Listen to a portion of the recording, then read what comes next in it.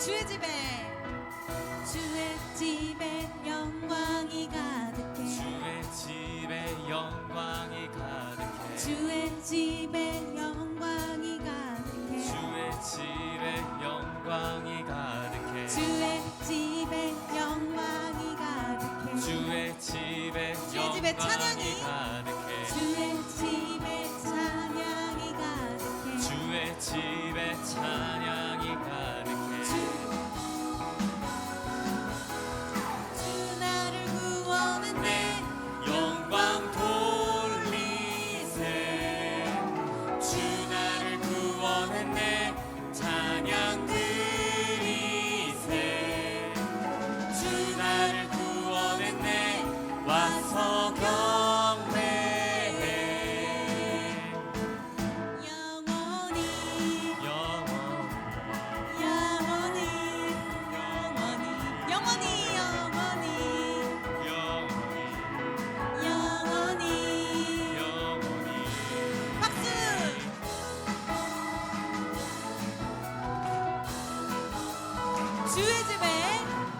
주의 집에 영광이 가득해 주의 집에 영광이 가득해 주의 집에 찬양이 가득해 주의 집에 주의 집에 찬양이 영광이 가득해 주의 집에 영광이 가득해 주의 집에 영광이 가득해 주의 집에 찬양이 가득해 주의 집에 찬양이 가득해 주 나를 구원했네 영광 돌리세 주 나를 구원했네 찬양 드리세 주 나를 구원했네 와서 경배해 한번 더 주 나를 구원했네 주 나를 구원했네 영광 돌리세 주 나를 구원했네 찬양 드리세 주 나를 구원했네 와서 경배해 영원히 영원히 영원히 영원히 영원히 영원히 영원히 영원히 모두 승리하리 열방 얻게 되리 하나님께서 통치하시네 모두 승리하리 열방 얻게 되리 위대하신 왕 여호와 온 세상 창조주 온 세상 창조주 온 세상 구원자 모든 것 이기신 능력의 하나님 모든 만물 주를 찬양해 모든 민족 주께 경배해 모두 승리하리 열방 얻게 되리 하나님께서 통치하시네 모두 승리하리 열방 얻게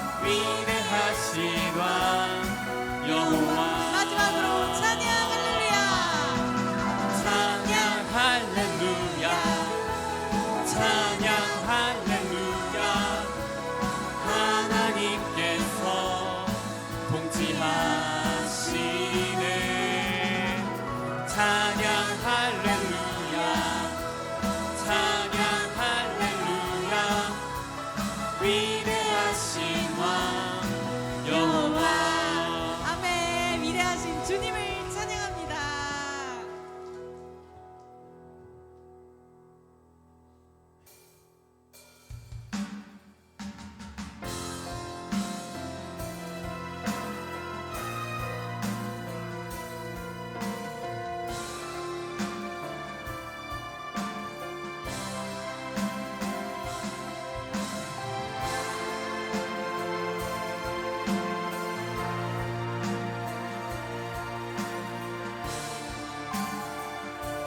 함께 찬양합시다. 빛나는 왕의 왕. 나는 왕의 왕 영광의 주님 온 땅 기뻐하라 온 땅 기뻐하라 광채의 옷 입고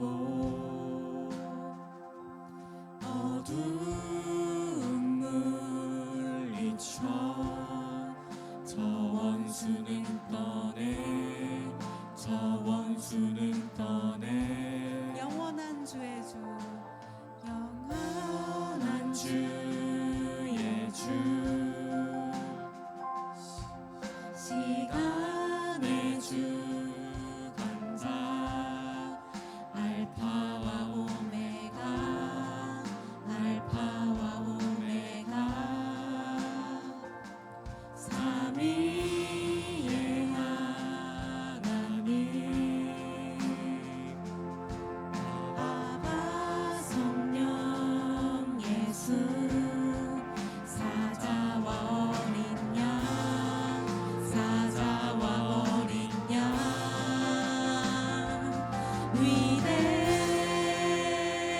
위대하신 주 찬양의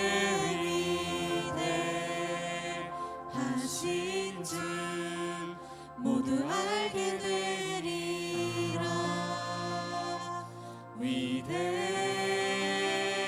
위대하신 주 영원한 주의 주 영원한 주의 주 시간의 주관자 알파와 오메가 알파와 오메가 삼위의 하나님 아바 성령 예수 사자와 어린 양 사자와 어린 양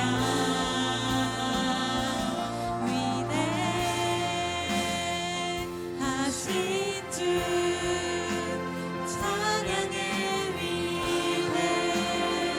위대하신 주 모두 알게 되리라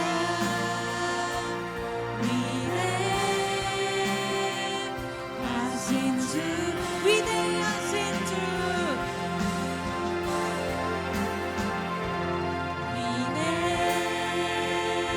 위대하신 주 찬양의 위대하신 주 모두 알게 되리라 위대하신 주 모든 이름 위에 모든 이름 위에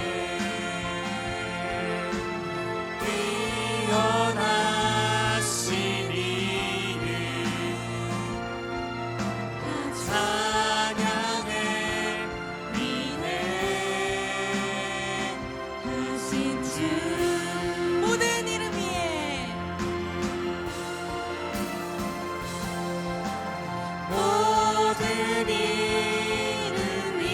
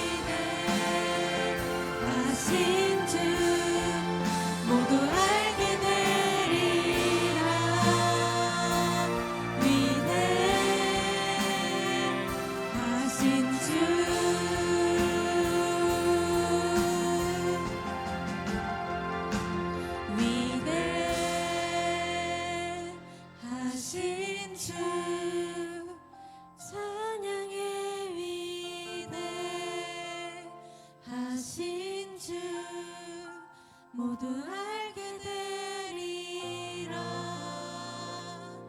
위대하신 주,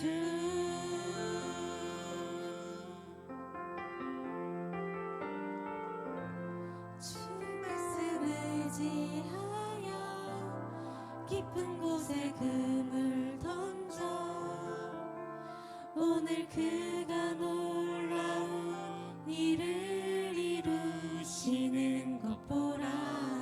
주의 말씀 의지하여 믿음으로 금을 던져 믿는 자에게 능치 못함 없네. 아멘. 주의 말씀 의지하여 깊은 곳에 금을 던져 오늘 그가 놀라운 일을 이루시는 것 보라. 주의 말씀 의지하여 믿음으로 금을 던져 믿는 자에게 능치 못함 없네. 주의 말씀 의지합니다. 주의 말씀 의지하여 깊은 곳에 금을 던져 오늘 그가 놀라운 일을 이루시는 것 보라. 주의 말씀 의지하여 믿음으로 금을 던져 믿는 자에게 능치 못함 없네. 믿는 자에겐 믿는 자에겐 능치 못함 없습니다.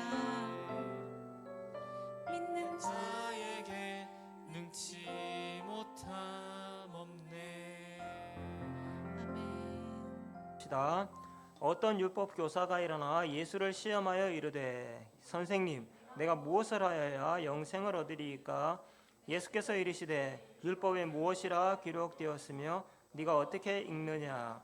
대답하여 이르되 네 마음을 다하며 목숨을 다하며 힘을 다하며 뜻을 다하며 주 너의 하나님을 사랑하고 또한 내 이웃을 내 자신같이 사랑하라 하였느니라. 예수께서 이르시되 네 대답이 옳도다. 이를 행하라. 그러면 살리라 하시니 그 사람이 자기를 옳게 보이려고 예수께 여짜오되 그러면 내 이웃이 누구니까? 내 생각에는 이 세 사람 중에 누가 강도 만난 자의 이웃이 되겠느냐? 이르되 자비를 베푼 자니이다.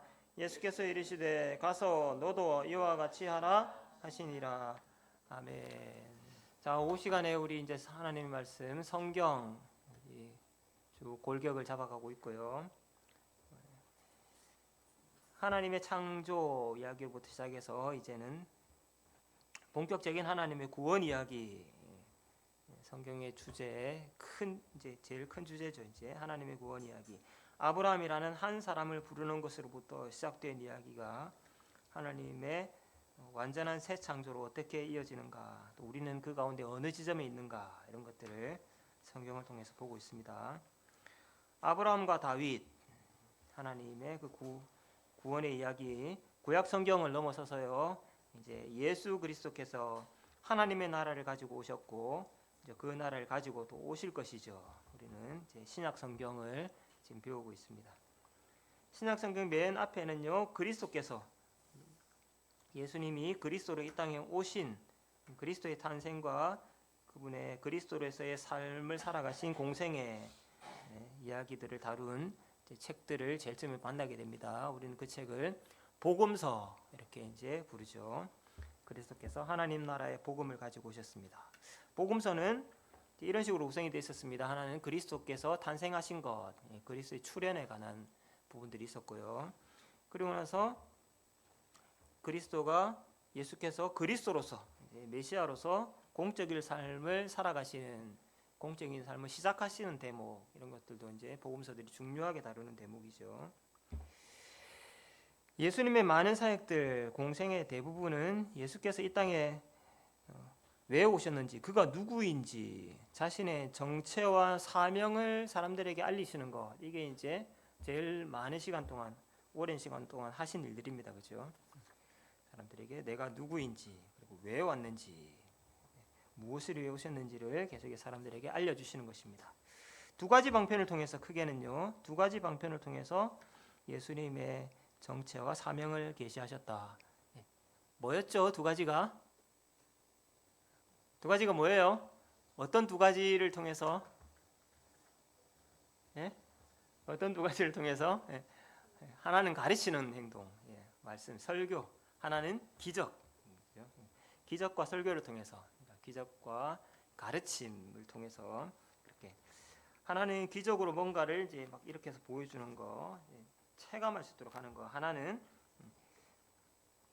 말과 글로 가르치시는 것. 이렇게 이제 두 가지를 통해서 예수님의 정체와 사명을 알려주셨다는 거죠. 우리 이제 예수님이 보이신 기적을 통해서 예수가 과연 누구신가 이런 것들을 보게 됩니다. 처음으로 우리가 봤던 기적은 그가 바다 위를 걸으시는구나. 바다 위를 걸으시는 분. 도대체 바다를 걸을 수 있는 그런 존재는 누구인가? 바다 위를 거닐 수 있는 그런 존재는 누구인가?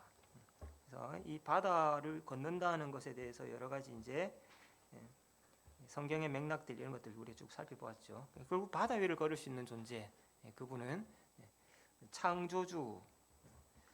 창조주로서의 예수, 모든 창조와 권위의 하나님, 그런 존재가 아니면 바다 위를 거닐 수 있는 존재는 없죠. 바다를 걷는, 정복하는 그런 그리스도, 바다 위를 걸어서 오시는 예수, 그런 예수를 믿으라는 거죠. 예수를 바다 위를 거니시는 존재로, 창조와 주권의 하나님으로 믿어라 하는 것이 이 기적의 메시지입니다. 그렇죠? 그래서 그걸 이제 보고 믿었어요. 그리스도를 따라가다가 거친 파도를 보고 빠져들어가는 베드로의 모습들, 믿음이 작은 자여 왜 의심하였느냐, 예수께서 즉시 손을 잡아주셨죠. 예, 우리 주님을 바라볼 때 바다를 거니시는 창조의 주, 그 예수를 바라볼 때 우리에게 믿음이 생기고요. 또 그 예수를 부르짖을 때도 우리에게 믿음 주시는 분이십니다. 우리 지난주에 본 기적, 지난주에 또 본 기적은 과연 예수는 크고 놀라우신 주님이다. 정말 주님이다. 그냥 어떤 훌륭한 사람 이런 게 아니라 그는 주님이다. 로드라는 거는 또 이제 어떤 것의 주인, 모든 것의 주인이란 거죠. 주인과 주인 아닌 것의 차이가 뭡니까? 주인하고 주인이 아닌 것의 차이가 뭘까요? 예? 어떤 것, 어떤 뭐 물건, 어떤 영역의 주인인 것과 주인이 아닌 것, 현저한 차이가 있습니다. 주인과 주인 아닌 것, 뭘까요? 예? 주인은 어떻게, 주인이면 어떻게 하죠? 내가 주인이다. 예? 주인이면 내 마음대로 하면 됩니다. 주인은 지 마음대로 하는 거예요. 주인이 아니면 지 마음대로 못 합니다. 누구 마음대로 해야 되죠? 주인 마음대로 해야 됩니다. 그게 이제 로드예요, 로드. 그러니까 주인은, 그러니까 그 주인이기 때문에 모든 권리, 권한 이런 것들이 다 생기는 겁니다. 주인은 주인 마음대로 해요. 그게 이제 주님이라는 뜻입니다. 주님. 그래서 예수는 그야말로 크고 놀라우신 주님이구나. 주님이구나. 그래서 그가 모든 것을 자기의 주권대로, 자기의 의지대로 다 하시는구나. 그렇죠? 예수가 크고 놀라우신 주님이라는 사실을, 그 주님이, 그 주가, 모든 것의 주가 우리에게 생명과 피로를 공급하시겠다. 그건 역시 주인 마음대로입니다. 생명의 주가 우리에게 생명과 피로를 다 공급해 주겠다. 그럼 주는 거예요. 자기가 주인인데. 그런 주님이시구나. 그런 주님 앞에서 먹을 게 있니 없니, 뭐 부족하니, 뭐 도시락 하나밖에 없니, 이런 건 아무런 의미가 없는 것이죠. 아무런 장애도 되지 않는 것입니다. 주인, 그 모든 것에 크고 놀라신 주께서 원하셔서 주시고 채워주시고 공급해 주신다면 그냥 하시는 겁니다. 그런 주님이다. 예수는 그런 주님이다. 그렇게 바다 위를 걸으셨던 것과 같은 식이죠. 자신의 정체, 그리고 그는 우리에게 생명과 피로를 채워주러 오셨다. 우리의 믿음을 요구하신다. 이런 것들을 기적을 통해서 보게 되겠습니다.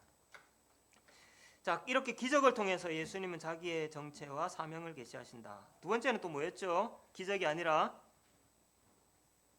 두 번째는 기적이 아니라 뭘 통해서요? 설교를 통해서, 가르치는 행위를 통해서. 그래서 예수님의 이 복음서에는 예수님이 가르치신 여러 가르침들이 있습니다.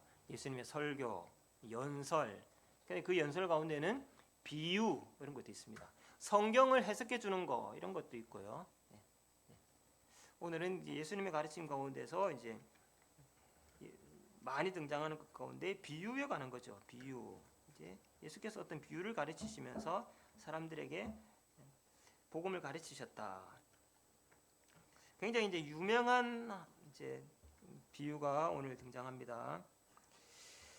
사람들이 이제 예수의 가르침을 필요로 하는 이유는 사람들에게 어떤 이제 욕구, 궁금증, 어떤 이제 필요가 있다는 겁니다.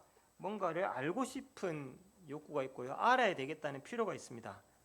사실 그렇죠. 그러니까 이제 우리에게는 가르침이라는 게 필요하고요. 가르침을 반응하게 되고 뭔가를 요청하게 돼요.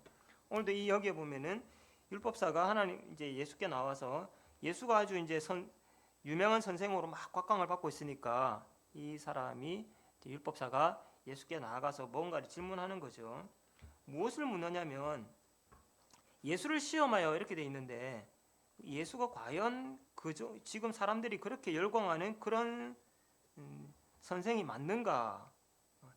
그걸 한번 확인해 보고 싶은 거죠. 그러니까 이제 최대 관심사, 사람들이 늘 뭔가를 필요로 하는, 갈급해하는 그 주제들을 가지고 예수께 나아가서 묻는 겁니다. 뭐라고 묻냐면 예수님 내가 무엇을 해야 영생을 얻겠습니까? 사람들이 가지고 있는 갈급해하는 그런 질문들이에요. 아주 커다란 담론이죠. 누구나 이런 질문들을 가지고 있습니다. 어떻게 하면 구원을 얻을 수 있는가? 사실 이 어떻게 하면 구원을 얻을 수 있는가도 뭐 어떤 방법이면 구원을 얻습니까? 뭐 돈으로도 못 가요, 힘으로도 못 가요, 잘생겨도 못 가요, 믿음으로 가는 나라 뭐 이런 얘기 하려고 하는 건 아니에요, 사실. 그 얘기를 하려고 하는 건 아니고요. 어떻게 하면 영생을 얻습니까? 영생의 길이 뭡니까? 구원의 길이 뭡니까? 이렇게 묻는 거는 그것보다는 사실 조금 더 뭐 넓은 의미라고 말할 수 있습니다. 쉽게 얘기하면 이런 거죠. 우리는 어떻게 하면 하나님께 용납받을 수 있을까요? 하나님이 어떻게 하면 나를 용납하시고 어떻게 하면 하나님이 나를 거두시고 품으시고 하시는 그런 삶을 살 수 있을까요? 어떻게 하면 내가 하나님의 눈에 들고 하나님이 용납하시는 그런 인간이 될 수 있을까요? 하나님이 나를 거두어 들이시는 어떤 사람이 하나님의 그런 용납의 대상이 될 수 있습니까? 그 길이 뭡니까? 그 길이 뭐예요? 어떻게 하면 우리가 하나님이 용납하시고 사랑하시고 거두어 들이시는 그런 사람들이 될까요? 예수께서 말씀하십니다. 하나님 뭐라고 말씀하셨느냐? 율법이 뭐라고 하더냐? 어떻게 살라고 하더냐?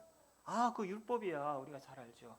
마음과 뜻과 힘을 다해서 하나님 사랑하고 또 내 자신같이 이웃을 사랑하라. 그렇게 하는 것이 하나님 기뻐하시는 일이라고 율법은 가르치고 있습니다. 그래, 그렇게 하라. 그러면 그게 영생의 길이다. 그게 하나님께서 너를 용납하시고 우리가 하나님께 용납될 수 있는 하나님께서 기꺼이 그를 용납하시는 그런 삶이다. 그것이 구원의 삶이고 영생의 삶이다. 사실 그렇게 가르쳐 줍니다. 우리가 이제 이런 기본적인 사람들 누구나 기본적인 이런 이제 영적인 필요들, 알고 싶은 궁금증들, 지적인 욕망들이 있습니다. 그래서 이제 가르쳐 주시는 거죠. 그래서 예수의 가르침은 그렇게 해서 행하라. 뭐 하나님의 뜻을 행하라, 율법을 행하라. 율법 뭐라고 이렇게 되어 있더냐? 그렇게 행하라. 뭐 하는 겁니다. 근데 이제 중요한 거는 그대로 행하라. 근데 여기서 이게 그대로 그 율법이 있으니까 보고 행하면 되겠죠. 굉장히 간단한 것 같아요. 있으니까 그대로 행하면 됩니다. 근데 이게 이제 간단한 줄 알았는데 어떤 그 사람은 똑같은 것을 읽는데 그것을 요렇게 이해해가지고 요렇게 사는 사람이 있고 똑같은 걸 가지고 요렇게 이해해가지고 요렇게 사는 사람이 있잖아요. 그러니까 이게 간단한 게 아닌 거예요. 율법은 뭐라고 돼 있더냐? 마음과 뜻을 다해서 하나님을 사랑하고 네 이웃을 내 몸같이 사랑하라고 했습니다. 그렇게 해라. 근데 도대체 마음과 뜻과 생명을 다해서 하나님 사랑하는 거는 어떻게 하는 거야? 이웃, 내 몸같이 이웃을 사랑하라는 건데 그게 도대체 어떻게 하라는 거야? 이렇게 질문하면 굉장히 어려운 이야기가 됩니다. 올바른 이해와 적용이 필요하게 된 것이죠. 올바른 이해와 적용이 필요하다. 가르쳐 주시는 하나님 말씀도 그런 거잖아요. 그러니까 교사들을 통해서 늘 배워야 됩니다. 그게 어떻게 해야 정말 바르게 이해한 것이고 바르게 적용하는 것인지. 예수는 그걸 가르쳐 주시는 거죠. 사실 율법이 옛날부터 늘 있는 거잖아요. 율법이 옛날부터 그대로 늘 있는데 왜 이 모양 이 꼴입니까? 예수께서 보셨을 때. 그러니까 율법은 그대로 있지만 그걸 올바르게 이해해서 바르게 적용하는 거, 그게 문제인 거잖아요. 그러니까 늘 책망이 따르고 예수께서 오셔서 가르치시고 그렇게 하시는 거죠. 그래서 이제 그걸 가르쳐 주시려고 하시는 거예요. 이 올바른과 관련해서 올바른 이해와 적용, 바르게 깨닫고 바르게 적용하는 거, 이게 이제 관건이라고 할 때 이것과 관련해서 율법사는 질문을 이어간다고 할 수 있습니다. 뭐라고 질문합니까? 자, 내 이웃을 내 몸같이 사랑하라 했단 말이에요. 좋다. 그러면 이제 해석을 이해하고 적용을 해야 되잖아요. 이제 질문이 그러면 이웃이 누구죠? 예수님, 이웃은 누구예요? 그러면 이렇게 이제 물어보는 겁니다. 그러니까 내 이웃을 내 몸같이 사랑하라. 예, 그걸로 끝나는 게 아니라는 거죠. 거기에는 많은 해석이 필요합니다. 이웃은 누구고 어떻게 내 몸같이 사랑하는 거고 사랑하라는 거 도대체 어떤 말인가, 뭐 여러 가지 필요하겠죠. 율법사는 단번에 물었습니다. 그러면 내 이웃이 누굽니까? 이렇게 물어보고 있습니다. 근데 내 이웃이 누굽니까? 라고 하는 이 질문에 이미 이 질문에는요 뭔가 올바르지 못한 오해를 내포하고 있다, 이렇게 말할 수 있습니다. 내 이웃이 누굽니까? 라고 물을 때 이미 여기에 바르게 이해하고 적용해야 되는데 그 질문을 통해서 뭔가 오해하고 있는 부분이 분명히 있구나, 사람들이 말씀에 대해서. 그게 분명히 여기에 나타난다는 거죠. 오해가 깔린 질문이고 사람들의 태도에도 뭔가 문제가 있다는 겁니다. 문제가 있다, 이런 거죠. 내 이웃이 누굽니까? 라는 질문에는요 내가 이웃으로 가까이 지낼 만한, 내가 자비를 베푸고 사랑할 만한 그런 사람들은 누구냐는 의미가 깔려 있어요. 누가 나의 이웃입니까? 라고 물어보는 그 질문에는요 이미 나의 이웃이 될 수 없는 사람, 이웃에 해당할 수 없는 사람을 상정하고 있는 겁니다. 누가 나의 이웃인가라는 질문은 내가 이웃으로 가까이 지내고 사랑할 만한 사람이 누군가, 그리고 이웃에 해당하지 않는 사람은 누군가, 이미 그 사람이 머릿속에 있어요. 그래서 물어보는 겁니다. 그래서 이게 이 사람이 얘기하는 거죠. 그 앞에 뭐라고 돼 있냐면 이 사람이 자기를 옳게 보이려고 이렇게 돼 있죠. 자기가 하나님의 말씀을 잘 해석하고 이해하고 적용하고 있다는 것을 은근슬쩍 드러내고 싶다는 거예요. 그래서 내 이웃이 누굽니까? 누가 이웃에 해당하는 사람이고 이웃에 해당되지 않는 그런 사람들이 누굽니까? 자기가 그런 생각을 가지고 있어요. 그렇게 해왔고요. 그걸 확인반의를 하는 거예요. 정말 당신은 그래서 이웃을 잘 사랑하고 있군요. 분명히 그러니까 뭐 처음부터 질문부터 잘못된 거예요. 지금 본 거 다 올바르지 못한 오해 속에서 바르지 못한 태도를 가지고 있는 겁니다. 근데 그걸 자기는 열심히 잘하고 있다고 생각하는 것이고 예수께 그걸 드러내고 싶다는 거죠. 처음부터 잘못된 거죠. 그러니까 우리가 하나님의 말씀을 바르게 배우고 바르게 적용한다, 중요한 것입니다. 그 일을 위해서 사실은 교회가 있고요, 선생이 있고 목사가 있는 겁니다. 교사가 있는 거예요. 어떤 사람이 이웃에 해당하지 않을까요? 어떤 사람이 이웃에 해당되지 않을까요? 유대인의 관점에서 적어도 이런 사람들은 이웃에 해당하지 않는 사람입니다. 이 사람은 내 이웃이 아니야. 배제 대상이에요. 혐오의 대상들입니다. 이런 사람들이죠. 이방인은 가까이 지낼 수 없는 사람입니다. 죄인이라고 통칭하는 사람들이 있습니다. 죄인. 광범위하게 죄인, 거기에는 여러 가지 사람들이 포함될 수 있습니다. 도덕적으로 죄인, 윤리적으로 이건 쉬워요. 여러분 신체적으로 저 죄인이야. 육체적으로 저 죄인이야. 어떤 사람들을 그렇게 생각할까요? 신체적으로 죄인으로 낙인 찍힐 만한 사람 어떤 사람들이에요? 예? 장애인. 단번에 장애인으로 태어났다. 무슨 죄를 지어서 저래 태어났습니까? 라는 게 질문이에요. 여러분 우리가 그게 이해 못할 바가 아니죠. 사실은요.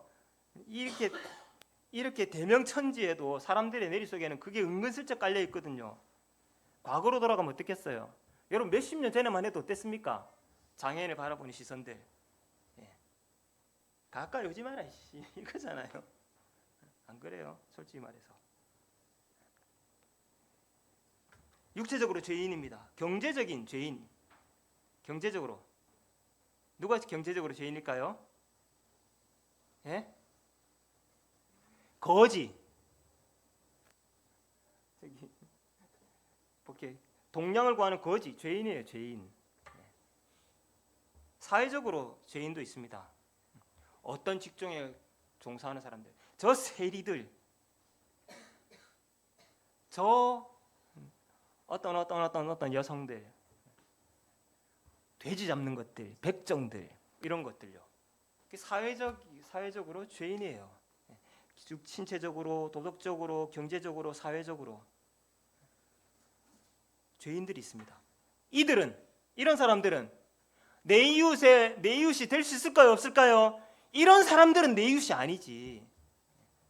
누가 내 이웃입니까? 라는 질문에는요. 이런 사람들은 내 이웃은 아니잖아요. 이런 사람들은 제껴놔야 되죠. 그런 게 깔려 있는 겁니다. 그런 게. 그러니까 예수님 하나님의 말씀을 똑같이 읽었지만 여기에는 사람들의 이해 속에는 많은 오해들이 있고요. 이 오해가 정말로 적극적으로 실천이 되어서 이 사람들은 내 이웃에 해당하지 않아. 이걸 적극적으로 표명하게 살게 되면은 정말 유대인들은 저렇구나. 표시는 금방 나겠죠. 옳은 것과 상관없이. 이게 문제라는 겁니다. 상종하지 못할 인간, 저렇게 당해도 싼 인간, 저렇게 고생하고 벌 받아도 마땅한 인간, 저런 인간들하고는 우리는 다르지. 그런 의식 속에서 나는 누군가에게 내 이웃이 될 만한 내 이웃에게 호의를 베풀고 친절을 베풀고 환대하는 그런 사람, 그런 나는 하나님의 율법을 잘 실행하는 영생의 길을 걷고 있는 사람. 그게 영생의 길을 걷고 있는 사람입니까? 이게 이제 예수의 질문이에요. 비유를 들어서 그래서 사람들이 가지고 있는 그런 오해와 태도들을 예수님은 교정하려고 하시죠. 그걸 가르쳐 주십니다. 그래서 이제 유명한 예화를 하나 드시는 거예요. 어떤 사람이 이제 강도를 만나서 죽게 되었다 이렇게 돼 있죠. 그러니까 이제 거의 그러니까 이거는 뭐 산송장이나 다름없다 이런 겁니다. 그냥 뭐 다쳤다 이런 게 아니고요. 산송장이나 다름없다. 그래서 거기 갑자기 그 상황에서 가가지고 뭐 도와주든지 뭐 심폐소생술하든지 말 걸었는데 꼴딱 넘어가면 조사 나오면 내가 계속 분리다녀야 됩니다. 그런 식의 완전 위급한 거예요. 그런 상황이 닥쳤다는 거예요. 어떤 사람이. 근데 그 사람이 예루살렘에서 여리고라는, 예루살렘은 성전이 있는 데고요. 여리고는 사람 사는 동네죠. 그 길에서 그런 일이 벌어졌다는 거예요. 그랬을 때 최고로 종교로 무장한 사람, 최고로 믿음 좋다고 여겨지는 사람, 제사장이 지나가요. 제사장이 지나갔는데 딱 봤어요. 그냥 지나가 버립니다. 지나가 버립니다. 또 교회에 종사할 레위인들이 왔습니다. 피해 나갑니다. 왜 피해 나갈까요? 이제 이 사람들은 제사에 관련된 사람들이죠. 성전을 섬기는 사람들입니다. 그들의 성전에서 제사를 하려면 몸과 마음이 깨끗한 사람, 정결한 사람이어야 됩니다. 부정한 것들을 접촉하고 부정한 짓을 하면은 정결 의식을 거쳐야 돼요. 며칠 동안의 정결의식을 거친다든지 몸을 씻는다든지 털을 깎는다든지 옷을 새로 입는다든지 하여튼 뭐 며칠 동안 격리된다든지 정결의식을 취해야 돼요. 이 사람은 지금 거의 수명이 넘어가고 있죠. 잘못했다가 죽음의 순간에 내가 연루될 수도 있어요. 그러면은 나는 부정하게 되고 종교적인 정결의식을 다시 치러야 돼요. 내가 같이 거룩한 사람이 어떻게 거기 접촉할 수 있냐 말이에요. 그래서 피하는 겁니다. 그러니까 이 사람은 내가 접촉할 수 없는 사람이에요. 접촉할 수 없는 사람. 그게 제사장과 레위인들이 가진 사고방식입니다. 똑같이 물어보는 거죠. 누가 내 이웃입니까? 라는 질문과 똑같은 거예요. 그러니까 유대인들은 이런 질문들이 익숙한 거고 이런 데 찐박혀 있는 겁니다. 이렇게 임박혀 있는 거, 이런 생각에.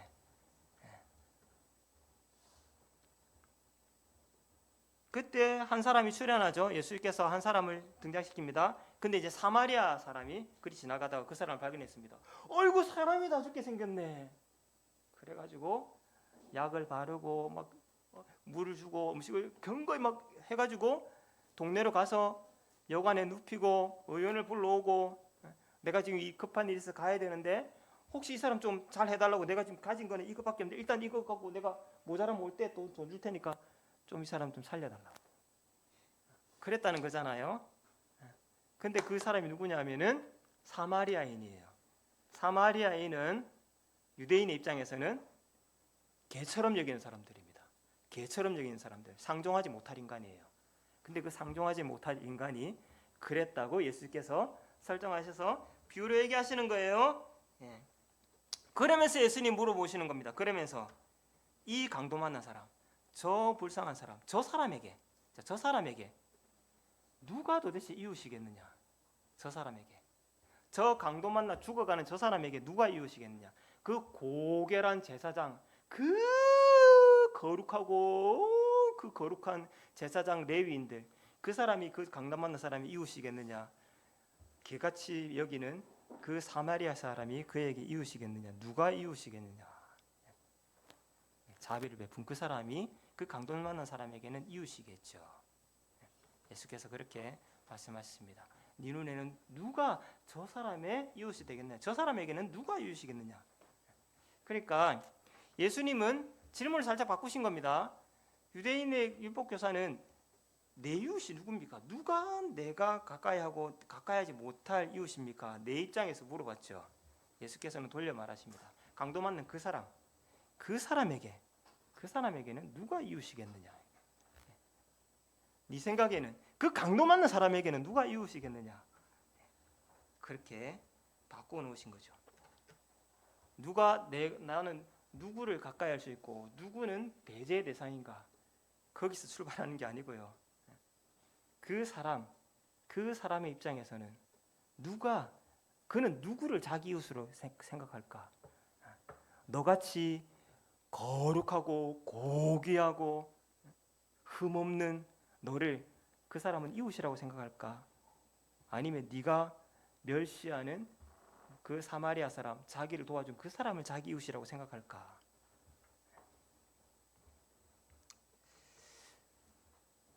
누가 나의 이웃인가? 여러분, 이거에 어떤 사람은 상종하지 못할 사람, 아까 말씀드렸죠. 어떤 사람은 내가 상종하지 못할 사람, 가까이 할 수 없는 사람. 그래서 그런 사람들 빼고 내가 이웃으로 할 만한 사람은 누구인가? 어떤 그 안에서 어떤 사람들을 배제하고 낙인을 찍고 제외시켜버리는 그런 생각들 속에서 내 이웃에 해당할 만한 그런 사람들에게는 친절과 호의를 베푸고 대접하는 그런 이웃을 사랑하는 나. 여러분, 믿음이라는 게요, 신앙이 이런 식으로 갈 때 이 신앙은요, 바로 이 신앙이 폭력성을 띠게 돼요. 폭력성. 이럴 때 신앙이라는 것은요, 엄청나게 잔인한 폭력성을 띠게 돼요. 자, 이 관점을 가지고요, 그대로 사람에게 딱 적용시키면은요, 저 천벌받아 마땅한 거, 저 사탄의 마귀 새끼 죽여도 상관없어요. 그게 오히려 신의 이름으로 하는 거예요. 그리고 내 이웃에 해당하는 사람들은 걔는 너무나도 관대하고 호의를 베풀고 친절을 베푸는 거죠. 이런 야만적이고 폭력적인 종교가 어디 있습니까? 근데 여러분 이게요 종교사에도 세계사에도 엄연히 존재했던 일들이고요. 신앙인들이 기본적으로 이런 생각들이 은근슬쩍 우리 속에 잠복해 있고 밑에 깔려 있다는 겁니다. 그러니까 우리가 가장 고상한 짓을, 믿음이라는 가장 고상한 짓을 한다고 하는데 그 속에 굉장히 야만적인 폭력적인 그런 사고방식들이 도사리고 있다는 겁니다. 결국 우리 계속해서 우리가 거룩에 눈뜨게 되면은 계속 거룩하지 못한 것들을 보게 되고요. 그걸 가지고 계속해서 뭔가를 가르게 돼요. 계속 가르게 되고요. 거기로부터 나는 빠져나온 것처럼 되고. 그래서 누가 내가 정말 가까이 할 만한 사람인가로 나아가게 된다는 거예요. 누가 내 이웃인가. 저런 사람들은 일말의 여지가 없지. 어떻게 저런 사람들이 내 이웃이 될 수 있어. 어떻게 저런 사람들에게 하나님의 자비가 저런 사람들에게는 아무 의미가 없지. 여러분 그렇습니까? 예수께서는 그래서 그 질문을 바꾸시는 겁니다. 누가 내 이웃인가가 아니라 그 사람에게는, 그 사람은 도대체 누구를, 너같이 고귀하고 고결하고 고상한 너를 이웃으로 대접할까? 그 사람은 누구를 그 사람의 이웃이라고 생각할까?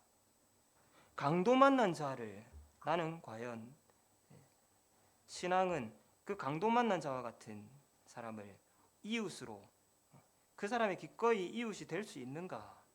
너는 그 강도 만난 자와 같은 그런 사람, 네가 지금까지 괄호 속에 집어넣은 사람, 저 바깥으로 배제해버린 사람, 그 이방인과 죄인들, 그들에게 너는 과연 이웃이 될 수 있겠니?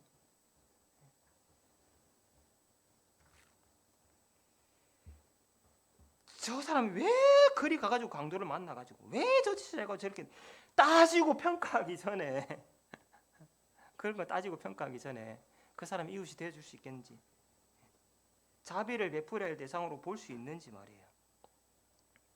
여러분 우리가 강도 만난 자, 그 죄인들, 그런 사람들 마땅히 뭔가 그럴만하다라고 하는 그런 생각들이 있다고 칩시다. 그렇다고 하더라도요. 그러면 그를 사랑하라. 하나님은 그런 사람을 사랑하라, 원수를 사랑하라 이랬는데 그 사랑하라는 게 그러면 그 사람의 편이 되고 그 사람의 생각과 태도를 그냥 용납하고 동조하고 용인하고 그러라는 겁니까? 그건 아니거든요. 그래서 이웃이 되는 게 아니에요. 그것 때문에 이웃이 되라고 하는 게 아닙니다. 다만 그게 아니라 지금 그는 강도를 만났잖아요. 누구나 강도를 만날 수 있고 강도를 만나게 되면 비참한 처지에 처하게 되잖아요.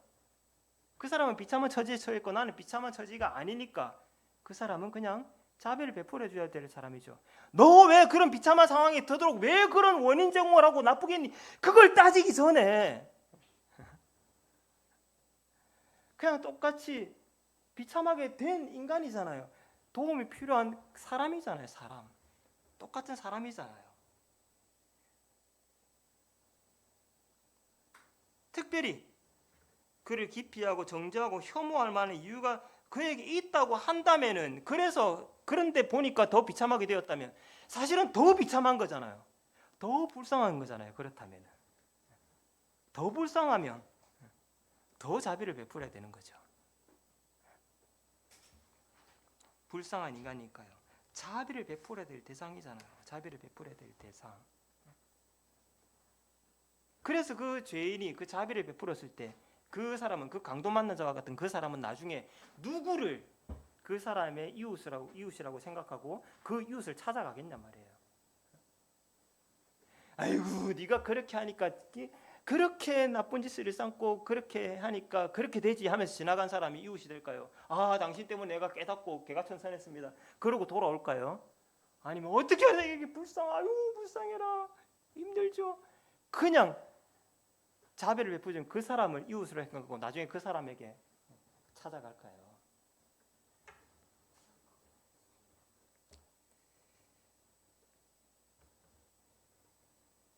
만일에 예수님께서 이 율법사하고 똑같이 누가 나의 이웃인가 그렇게 물으셨다면, 예수님이 이 땅에 오셔가지고요, 누가 나의 이웃인가 이렇게 그 속에서 누가 나의 이웃이 될 만한 사람이 아닌가 이렇게 가는 그런 질문을 가지고, 그런 생각을 가지고 우리에게 오셨다면은, 여러분, 내가 예수 만났겠어요? 나 만나 주셨겠어요? 예? 예수께서 누가 내 이웃인가, 누가 내 이웃이 될 만한가 그렇게 질문하셨다면 내가 예수 만날 수나 있었겠습니까?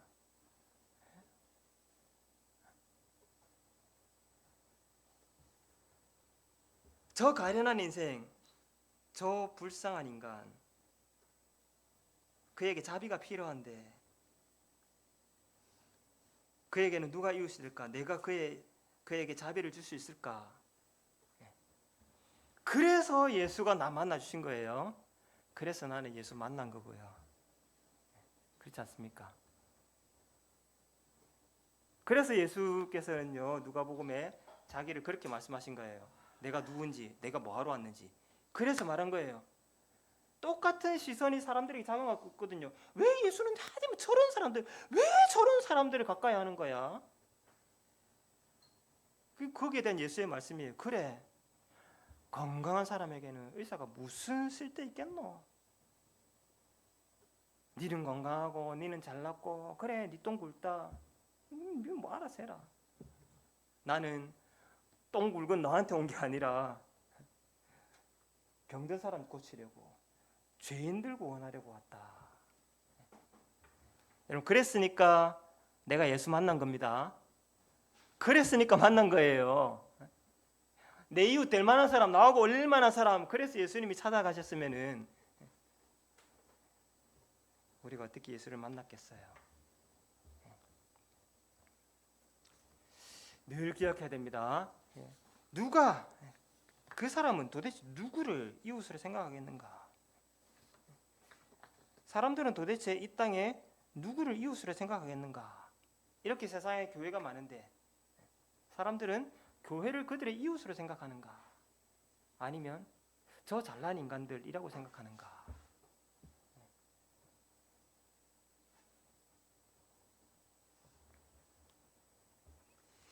그래서 예수께서는요, 이 사마리아 사람들이 그토록 혐오하는 사마리아 사람을 의도적으로 거기에 배치한 겁니다. 사마리아 사람.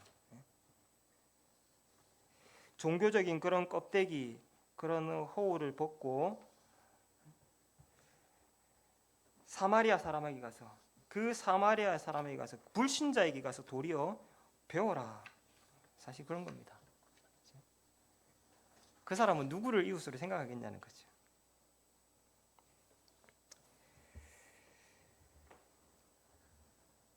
예수의 말씀한 말씀은 그렇다면 너도 그렇게 행하라.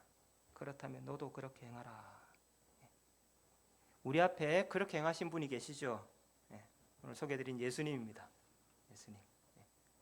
건강한 사람, 깨끗한 사람, 의로운 사람이 아니라 병든 사람이라서, 죄인이라서, 그에게 자비를 베풀 대상이라서, 그래서 그들에게 가셔서 기꺼이 이웃이 되어 주셨던 분이 예수님이시죠. 그 사람은 누구를 이웃으로 생각하겠니? 그 예수 같은 분을 이웃으로 생각하겠죠. 그래, 너도 그렇게 해라. 오늘 예수께서 우리에게 말씀하시는 것입니다. 예수님의 마음을 가지고요, 예수님의 시선을 가지고 과연 내 이웃으로 적당한가? 아니고요, 자비를 베풀어야 될 사람, 불쌍한 영혼들, 한편이 될 필요는 없습니다. 자비는 베풀어야 됩니다. 똑같은 인간이잖아요. 이번 한 주간도 예수님의 그 마음을 또 뜻을 따라서, 그 예수께서 이 땅에 죄인들을 위해 찾아오신 그 예수님의 모범을 따라서 또 실천하는 그런 한 주간 될 수 있기를 축복합니다. 아멘. 다 같이 일어나십시다. 함께 또 배운 말씀 가지고 또 함께 이번 한 주간도 예배자로 살아갑시다. 함께 고백하고요, 우리 흩어지도록 하겠습니다.